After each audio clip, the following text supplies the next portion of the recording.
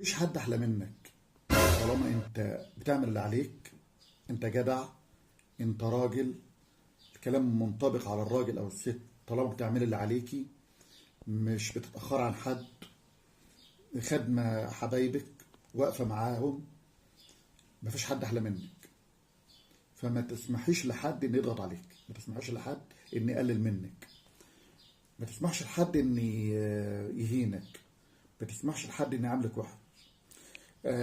انا راجل عارف اللي عليا ايه بعمله، عليا واجبات بقضيها. بقف معاك في مشاكلك، وبعزيك في عزاك، ولو عندك فرح بروح معاك، ولو عندك مريض انا بزوره، ولو في شدة انا واقف معاك.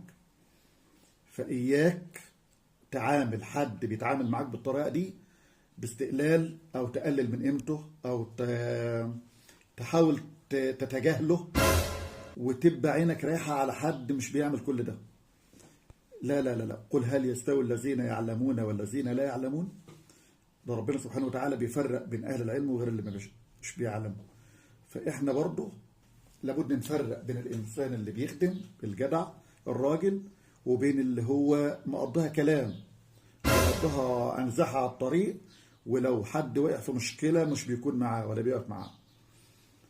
فأنا طالما بعمل اللي عليا وخدمك وشايف اللي عليا معاك، اسمح لي، أنا مش هسمح إن أنت تقلل مني، مش هسمح إن أنت تيجي عليا. كل بني آدم له طاقة، كل بني آدم له قدرة على التحمل.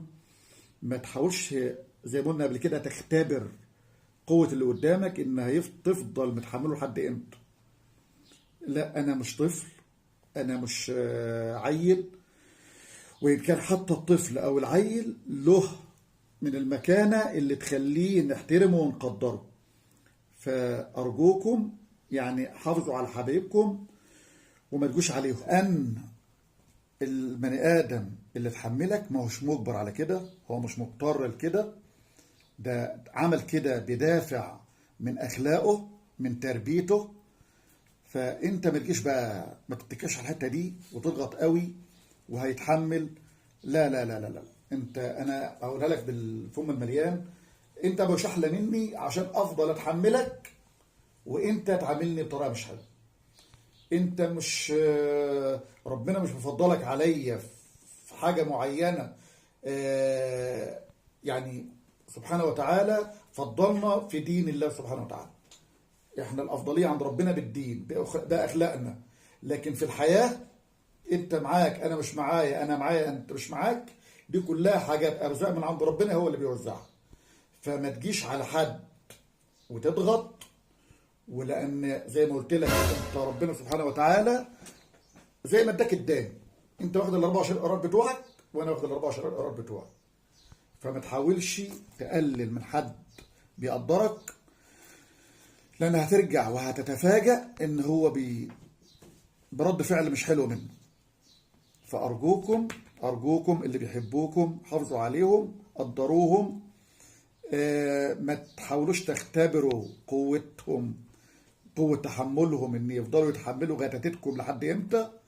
الرسالة دي لها حد معين، وضع معين، حاول ما تتماداش فيه. لأن اللي قدامك راجل بيحترم، زي ما بيحترمك بيحترم روحه، بيحترم بيته، بيحترم أولاده. ولو شعر ان انت متعمد تقلل منه، هيرميك ورا ظهره وهو من غير ما يبكي عليك. مش عايز اطول عليكم، ولكن رسالة للي يفهم. حاول ما تقللش من حد. كل حد في الدنيا له نقط مميزات وله عيوب. اهم حاجة فينا تكون نقاط المميزات عندنا تتفوق على العيوب. واتمنى يكون الرسالة وصلت، والسلام عليكم.